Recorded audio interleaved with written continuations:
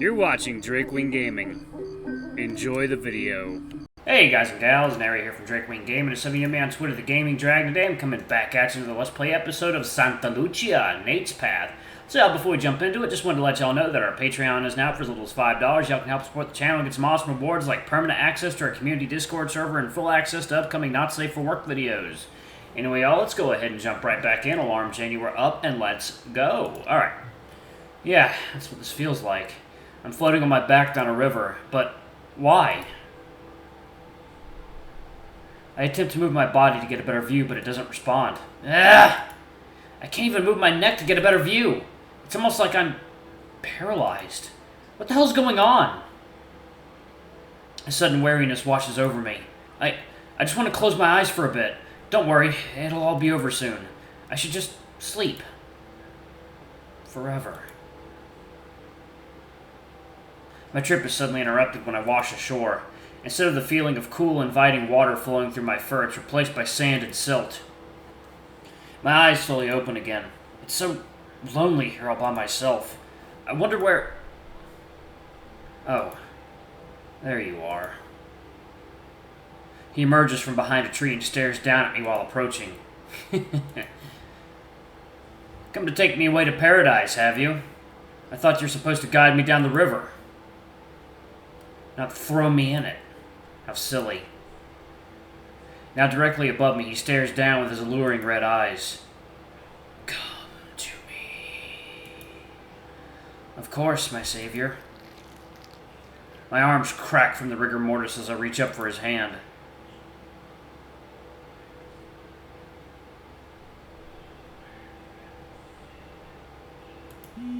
Yo, what the fuck is going on in this game? Jesus. My eyes swing open. Ah, crap. I forgot to set my phone to vibrate. I reach over to grab it from the nightstand, hopefully silencing it before it wakes up my roommate. Yeesh, 6 in the morning. I sit up and wait for my eyes to adjust to the darkness. God, whose idea was it to set the meeting at 6:30 anyway?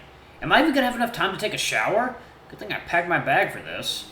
I slip out of bed and try to shake off the morning stiffness with some light stretches. Man, what a difference 24 hours makes. I'm feeling light years better than I did yesterday. Maybe it was the medicine. Maybe it was the rest. All I know is I couldn't have asked for a better outcome.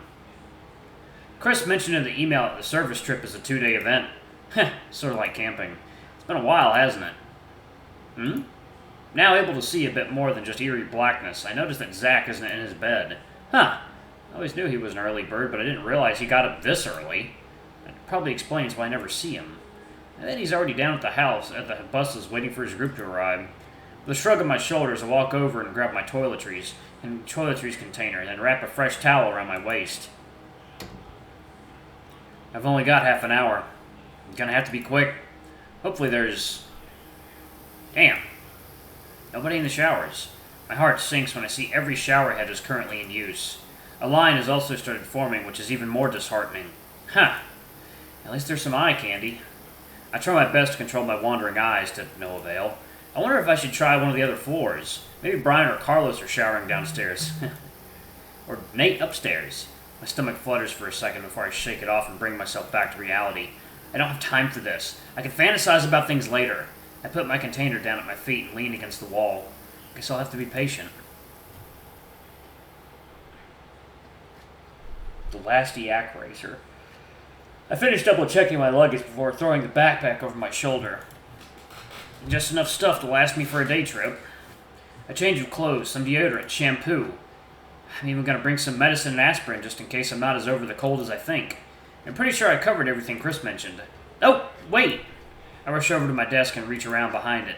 I unplug something very important I don't want to leave without. My phone charger! I shake my head and slip it into one of my side pouches. What a disaster it would be if I ran out of juice out there. I'd lose my mind with boredom. I give the room one last scan to make sure. Huh, kinda disappointed Zach and I aren't gonna be heading down to the buses together. His jacket's gone as well as his backpack, so all I'm left to assume is that he prepared and took off well ahead of me. A little rude, I'll admit, but totally a Zach thing to do. So, you know, water time.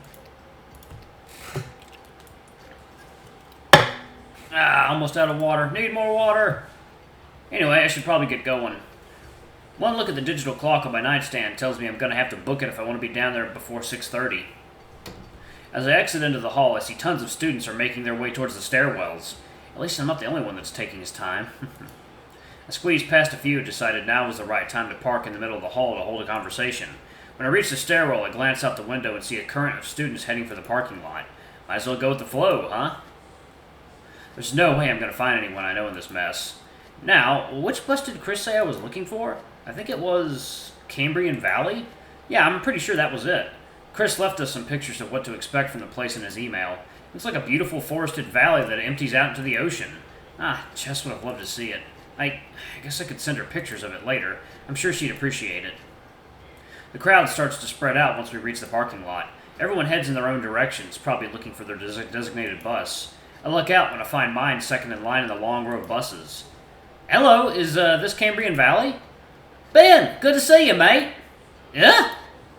I'm caught off guard when Chris runs up to me and wraps an arm around my shoulder. Wow, that's certainly a greeting.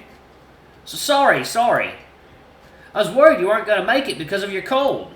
Nah, I'm pretty over it today. I pat my backpack to emphasize the next point. I brought some medicine just in case, though. I'm glad you're here. Come, everyone's waiting for you.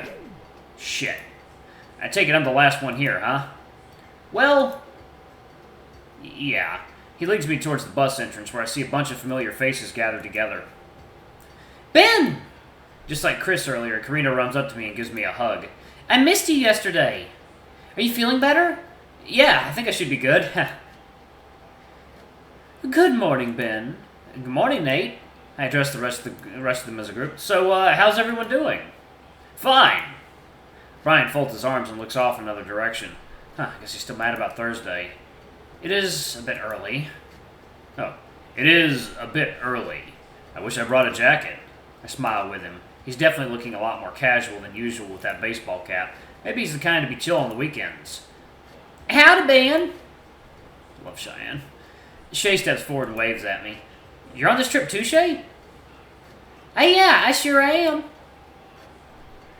We've got six mentorship groups assigned to Cambrian Valley. I think we're the second largest location group. He starts looking around at the other buses. What's the biggest one? I can't help my curiosity. Yosemite, I believe. Thank you. Water time. Okay. Wow, isn't that super far from here? About 6 or so hours, yeah. These are day trips, remember? Don't remind me. So, how far is Cambrian Valley? 4 hours south. Damn, are you serious? I would rather went to Yosemite if it's going to take that long. No, cheer up, Ben. I think you'll be surprised at how beautiful Cambrian Valley is. When I was a freshman, that was the location my roommate and I were assigned for our service trip. I see. Well, if he says it's nice, then I'll believe him. The pictures he shared were pretty cool. We're ready for boarding. The bus driver steps down from the entrance and ushers us aboard. Here we go! I'm so excited!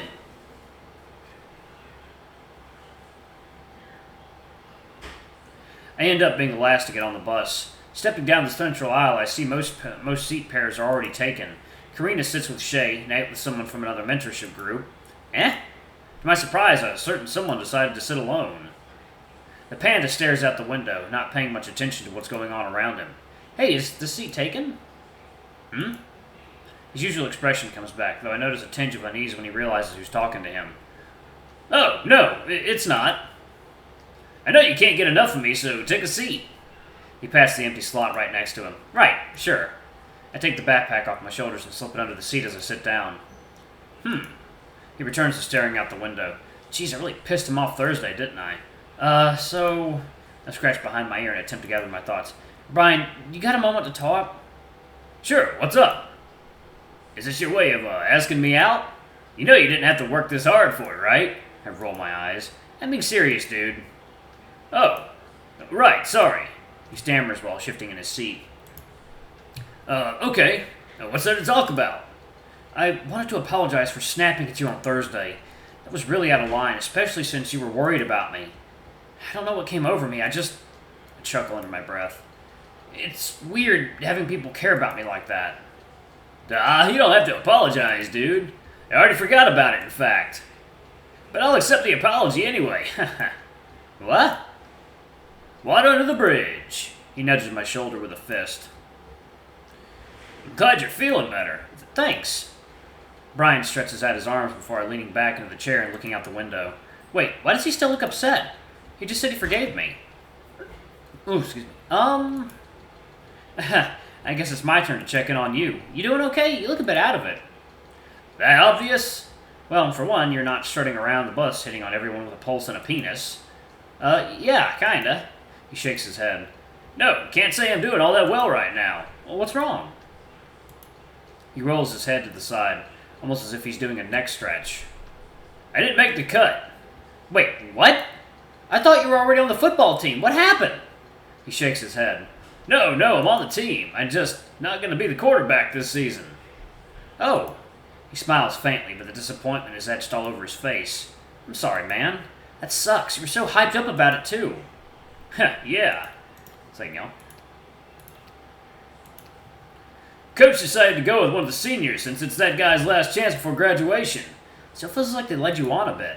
Yeah, I know. Had the choice of several schools that wanted me to be their QB, and I chose USL. I guess I'm just a little too much Brian for them to handle right now. I laugh with him. At least he's taking it in stride. Hey, chin up. On the bright side, this gives you a chance to see what college-level play feels like before getting all the responsibilities. You're right. Damn, you're kind of sexy when you're not being so catty. Hey, let's not get ahead of ourselves, all right? Sure thing. And Ben? Yeah? Thanks. I mean it. Don't mention it. The mentors do a final head count of their groups before the bus's engine starts. Before long, we're leaving the parking lot and turning onto St. Street. Hey, Layla, are you ready to jam? Up near the front of the bus, Chris stands and addresses the rabbit girl in the seat opposite his. Hit it, Chris! She pops up with just as much enthusiasm. Gee, she's like a female version of Chris. Everybody, we got a special performance for you. Chris pulls a tiny guitar-looking thing from a bag next to him and holds it in the air. I'm Chris. And I'm Layla. Oh, dear Christ. When I realize exactly where this is going. And we're the crazy minstrels. God, they're causing my voice to crack. My face nearly implodes from the cringe. As Chris begins strumming the ukulele and Layla sings aloud, a loud collective groan echoes throughout the bus. That guy. Do-do-do-do-do. Do-do-do-do-do-do-do. Literally has no shame. Oh, that's beautiful. I wonder where that is. Somewhere in California, probably. About an hour into the drive, things start to settle into a steady rhythm. The beautiful coastal highway flashes by out the window. As for Brian, he started making his rounds up and down the bus, doing exactly what I expected him to do. I can flex more than my arms, if you know what I'm saying. Me, on the other hand... And then Addie was all, that's not what Fanny means. I ended up sitting next to Nate, who's surprisingly chatty even when he has a book in his hands. The thing's one hell of a tome, too, clocking in at a little over 1,000 pages when I asked how long it was. Didn't realize he'd be into stories about creepy clowns stalking kids in backwater Maine. Oh, he's reading it! Alright, y'all, I'm going to go ahead and pause it right there. Thank you all so much for watching. Don't forget to like, comment, subscribe, ring that notification bell, and check out our Patreon if you can. It always helps. Anyway, I love you all. I'll see you all in the next video. Bye-bye!